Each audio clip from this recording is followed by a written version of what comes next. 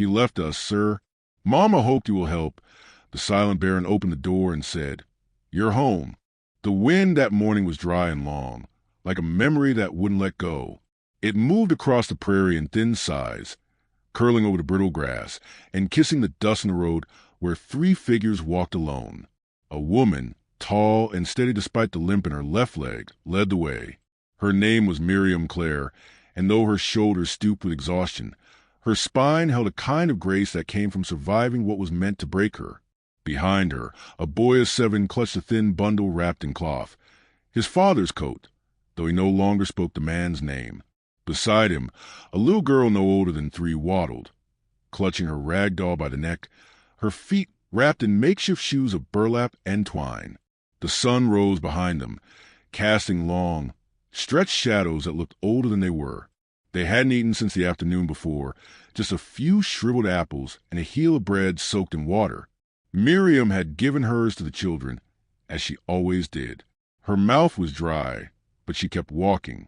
One step, then another, always west, always toward the name her mother had once spoken like a prayer too tender to repeat. The Baron. She hadn't known him, had never met him, but she remembered Mama sitting at the edge of the bed that last winter before the fever took her, whispering, "If you're ever left with nothing, go find him. He ain't loud, but he's kind. He was kind once." So when her husband left them, left without a word, without food, without warmth, she packed what little remained and began walking. She hadn't cried when she found the house empty, hadn't cried when the wagon axle snapped or when the money ran out. But now, as the shadows shortened and a large iron gate appeared on the horizon, rusted and tangled with wild rose, her throat ached with something she hadn't let rise before.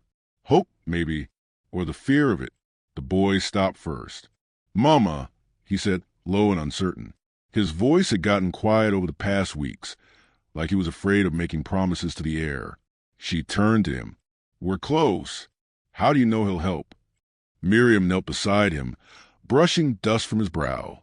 "I don't, but Mama believed it, and that's enough for one more day." The girl pointed to the gate.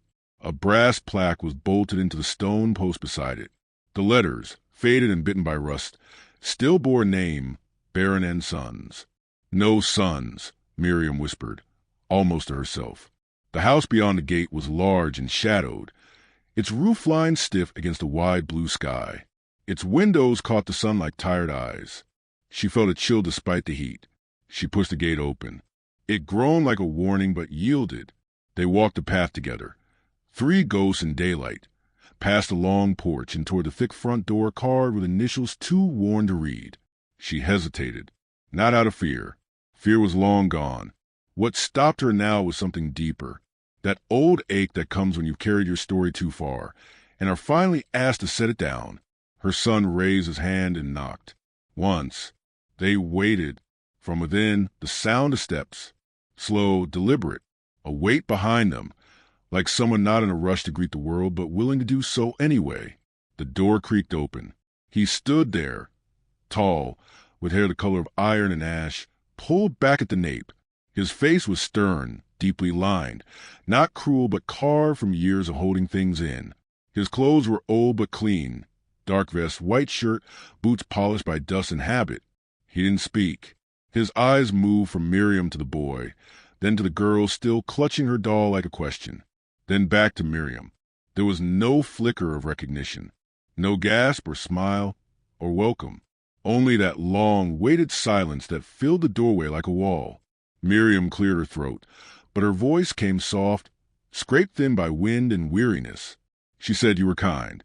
Mama said if I ever had nowhere else, I should find you." Still, he said nothing, but he did not close the door. He stepped aside, slow as dusk rolling in, and held the door open. Miriam hesitated just a second more. Then she stepped in. Her son followed, glancing back once at the world they'd walked through. Her daughter dragged her doll up the stairs. Inside, the air was cool and smelled of cedar, dried herbs, and something faintly sweet, apples or pipe tobacco, maybe. The floor was stone, swept clean. Light poured in through a high window, gold and warm. He led them to a sitting room, without saying a word, motioned toward the chairs. They sat, He disappeared for a moment, returned with a pitcher of water and 3 clay cups. Miriam lifted hers slowly. It was the best thing she'd tasted in weeks. The man watched him drink, arms folded across his chest, his expression unreadable. Still silent, she looked up at him, meeting his gaze fully now. "My name's Miriam Clare. These are my children. We don't have anywhere left." No response. But then he turned and walked to the fireplace. There on the mantel was a single photo in a brass frame, dustless. A woman, unsmiling but soft-eyed, held the hand of a boy not much older than her own son. Miriam stood, stepping gently toward it. "Was she your wife?" He didn't answer, but he nodded. Once. She understood then.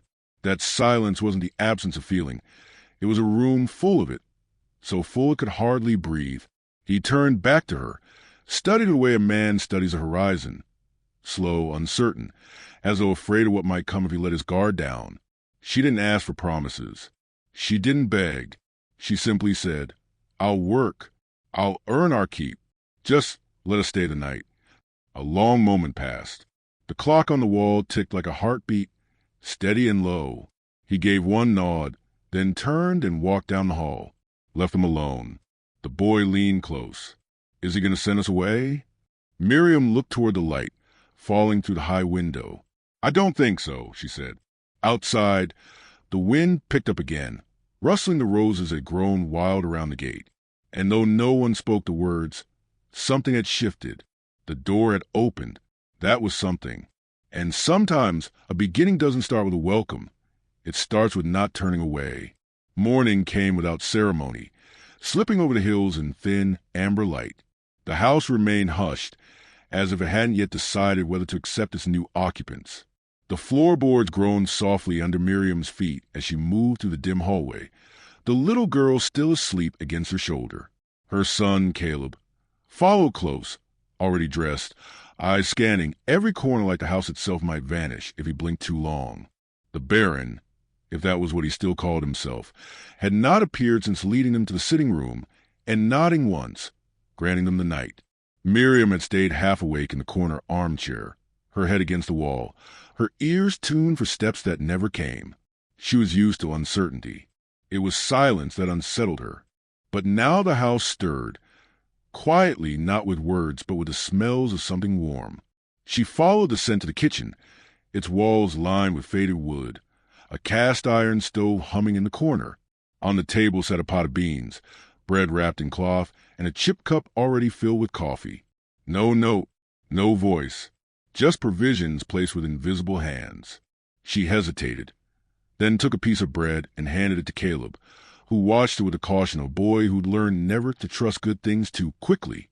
The girl, Tessa, woke moments later, blinking at the unfamiliar room, before curling into Miriam's side without complaint. Later, while the children played quietly in the corner with buttons and string, Miriam explored the house.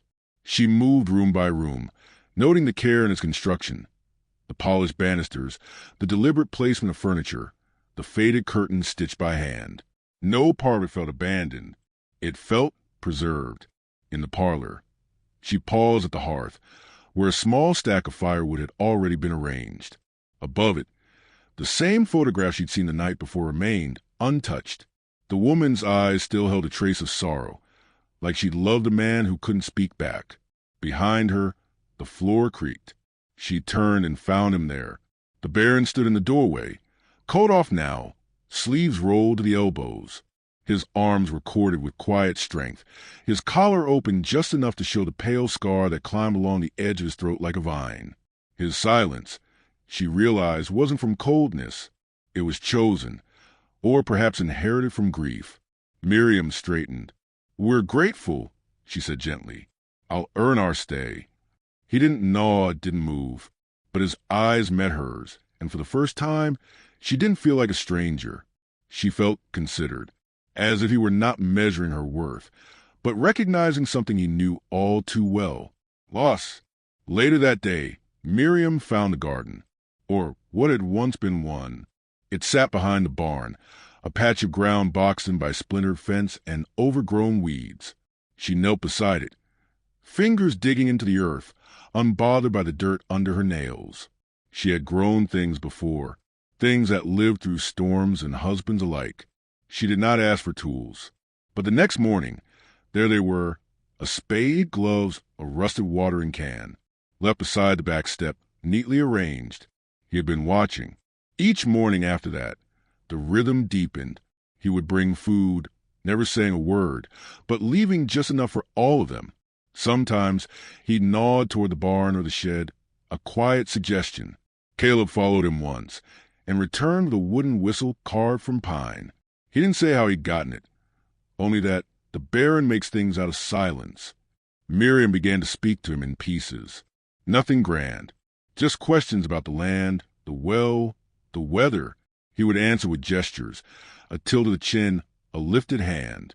It was more than enough. Sometimes words only got in the way. She learned from Nettie, the stable hand, that he had once spoken, a long time ago, before the war, before the coughing fever took his wife and son in the span of a week. He buried half his heart that year, Nettie said softly, brushing the mane of a paint mare. The other half went quiet. The children warmed to her, especially Tessa, who loved the way Nettie sang when she thought no one was listening. Caleb was more cautious. He watched the Baron like a creature, waiting to know whether the man would stay good or simply hadn't turned bad yet. One afternoon, Miriam stood near the barn, rubbing dirt from her palms, when the Baron approached. He handed her a sack. Inside, a handful of new seeds and a pair of sturdy shoes. Her size. She held the shoes in her hands for a long moment. "You noticed," she whispered. He met her eyes, then looked away, as if embarrassed by the thought of having cared. She stepped closer. "You don't have to say anything," she said. "You already do." And she meant it. The silence between them wasn't empty. It was thick with things unspoken but understood. Grief, resilience, quiet mercy. That night, as the children slept and the fire on the hearth cast long shadows across the wooden floor, Miriam sat by the window with her mending. Outside, the wind curled around the eaves of the house like a lullaby. She heard steps again, slow and steady. The Baron entered and paused by the mantel. He held something in his hands. A letter. Old, yellowed. The corners curled. He set it on the table without a word, then turned to leave. Miriam reached for it slowly. The handwriting was her mother's. It was dated 15 years ago. She read the first lines aloud, voice trembling. "Dear Daniel, I hope this finds you still breathing and still kind. I won't ask for much, only that if my girl ever comes to you, give her what the world won't." Tears pressed against her throat, hot and sudden. She set the letter down gently, touched the paper with reverence. He had kept it all this time, not for obligation, but because it meant something. She rose and walked to the hall, where his steps had disappeared. He hadn't gone far. He stood just beyond the edge of light, as still as the night itself. "You kept her words," she said. He turned his head slightly. That was all. But in that small, silent gesture, something opened between them. Not a door, not yet, but maybe a window, a start. And outside, the roses bloomed again, wild and uninvited, curling through the cracks of the old iron gate. Summer deepened its hold on the land, thickening the air with heat and hush. The sky stretched wide and pale above the ranch, and the hours slowed, turning soft around their edges like fruit left ripening in the sun. By then, the rhythm of life inside the Baron's house had softened too, no longer borrowed, no longer tentative. It had begun to belong to them. Miriam rose before the sun, her hands quick with habit. She boiled water, swept floors, braided Tessa's hair with little bits of twine and wildflowers. Caleb chopped kindling without being asked now, shoulder square where the boys need to earn his place. He whittled little creatures from scraps of cedar and lined them along the porch rail, like they were guarding the house. The Baron never spoke about them, but Miriam caught him looking more than once. There was a new gentleness to the house, though no words had confirmed it. The children's laughter no longer echoed strangely in the halls. It had taken root, weaving itself into the walls like a long-lost song coming home. Even the silence between the adults had changed. Where once it was cautious, Now it was something almost warm, a quiet held not in fear, but in understanding. Each day brought small offerings. She left fresh bread on the counter. He filled the pail with spring water before she could ask. She stitched a patch on his work coat, not waiting to be thanked. He placed a tin of tea beside her journal the next morning. No one mentioned what was being built between them, but everyone felt it. One afternoon, she found herself resting on the porch steps, sun on her neck, apron still damp from laundry. The Baron was near, mending the fence post by the east pasture. He worked methodically, sleeves rolled, shirt streaked with earth. Tessa sat beside him with a twig crown in her lap, humming to herself. Miriam watched as the Baron leaned down and, with unexpected patience, helped her shape it into something finer. When he looked up, he caught Miriam's gaze, and he smiled, barely, but it was real. That night, after the children were asleep, Miriam sat at the table, notebook open, pen hovering uselessly above the page. The candlelight flickered, casting shadows that curled like smoke around the rafters. She'd been trying to write a letter, to no one in particular, perhaps to her mother, perhaps to the girl she used to be. But the words wouldn't come. Instead, she whispered into the quiet, "You never asked what he did to us." She wasn't sure if the Baron was nearby, but the house always seemed to listen, and sometimes she imagined it carried her voice to where it needed to go. She spoke slowly, her voice raw but even. "He told me I was too much, too tired, too much sorrow in my eyes. He said he couldn't breathe in a house that felt like a grave. So he left, said he needed light. I guess he meant someone with a softer past." She paused. "I begged him to stay. Not for me, for the children. He said they weren't enough." She let the silence settle over her again, the weight of it gentle this time, like a hand on the shoulder. Later, as she moved to bank the fire, she found something resting on the mantel. A silver locket, its chain tangled slightly, the clasp worn. She opened it carefully. Inside, a woman's face, strong-jawed, wide-eyed, not smiling, but holding something soft in her gaze. On the opposite side, a tiny photograph of a boy with a crooked grin and his father's eyes. Her breath caught. Behind her, the Baron's voice broke the air for the first time in days.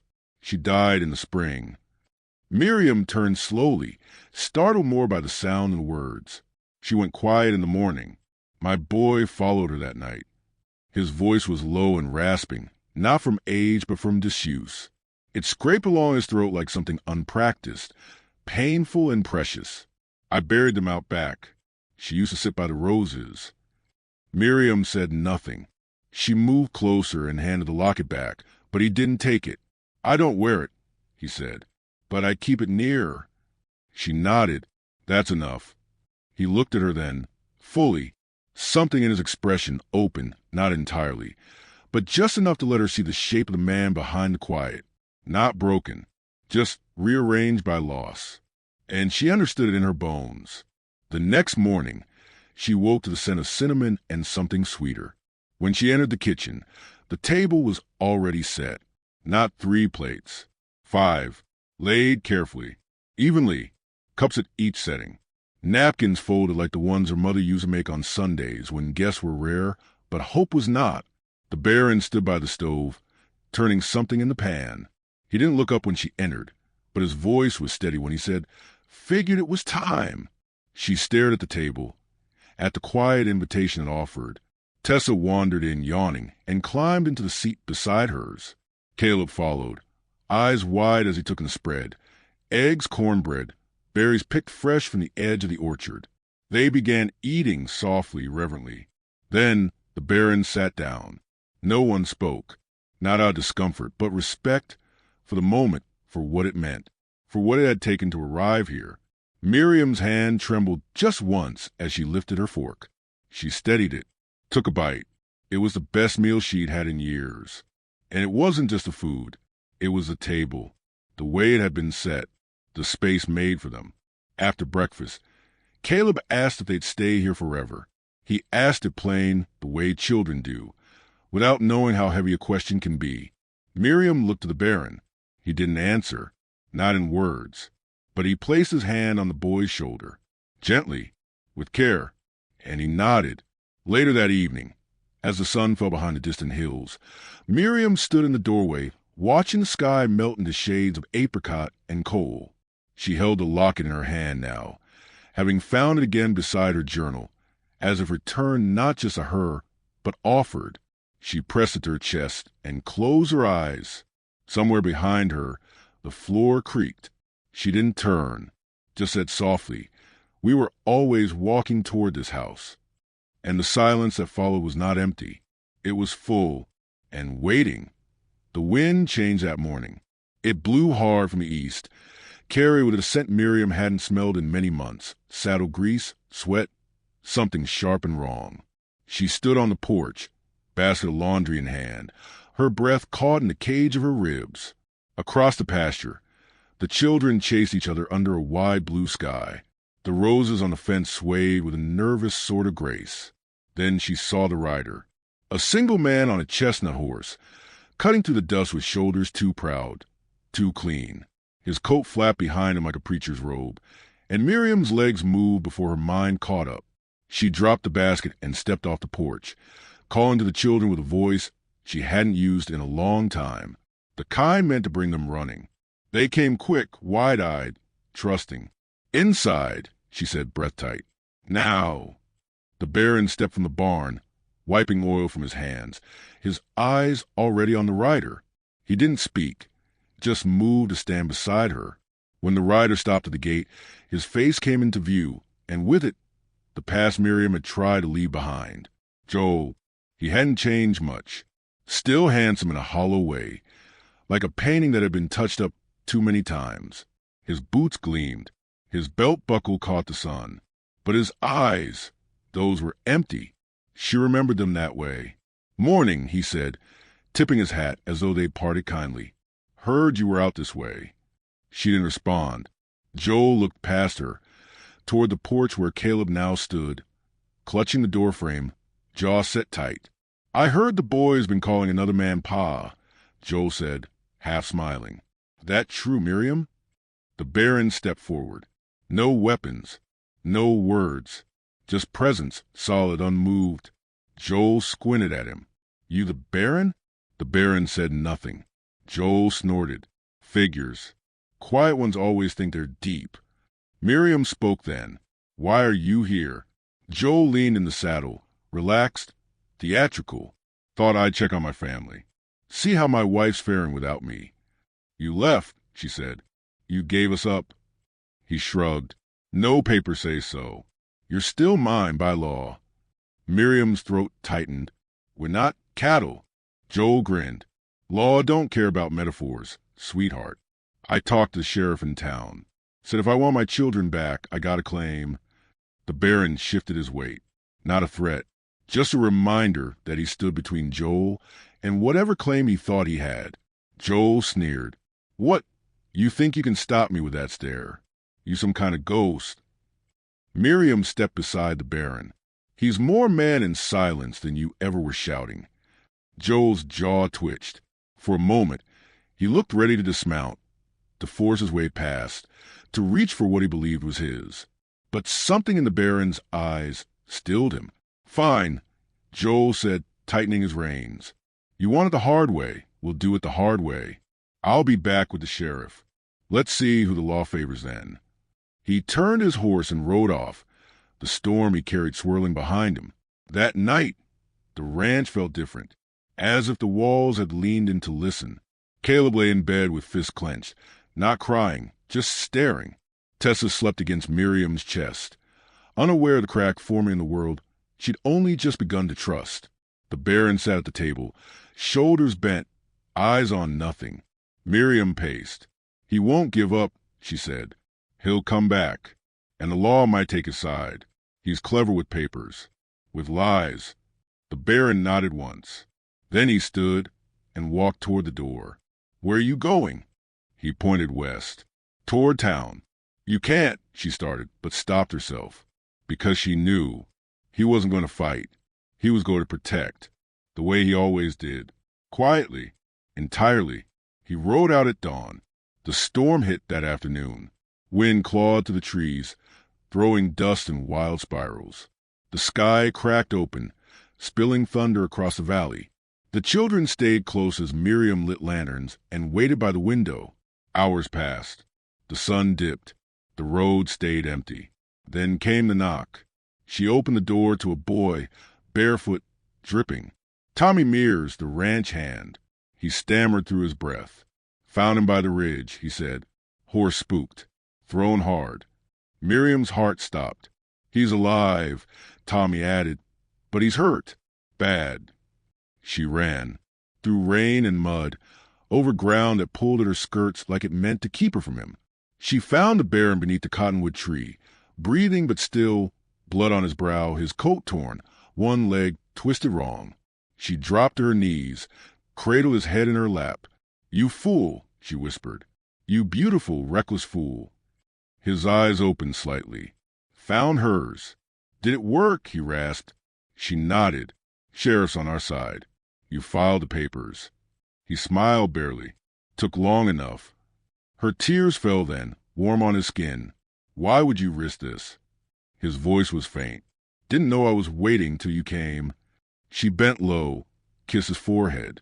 "I was always walking toward this house." He closed his eyes. Slept. Weeks passed. He healed slowly, with quiet groans and stubborn grace. Miriam stayed near, bringing broth, changing dressings, reading aloud under the maple tree where he rested. And one morning, when the last scab had closed and the limp had settled permanent in his walk, he stood beside her at the gate with a hammer and a sign. They nailed it to the post together. Claire Barron Ranch. All welcome. The paint ran a little in the sun, but the letters were clear, strong. Behind them, the children laughed. Nettie sang in the stable. Tommy whistled. The roses bloomed wild across the fence. And inside the house, the table was set for 5. Sometimes love doesn't enter with a promise or a poem. Sometimes it waits behind the door and listens to the silence. And sometimes, when you've been broken and found and broken again, someone stands beside you, not to fix you, but to say you're home. If this tale stirred something quiet in your heart, saddle up and subscribe. Don't forget to like the video and ring that bell so you never miss the next story whispered by the fire.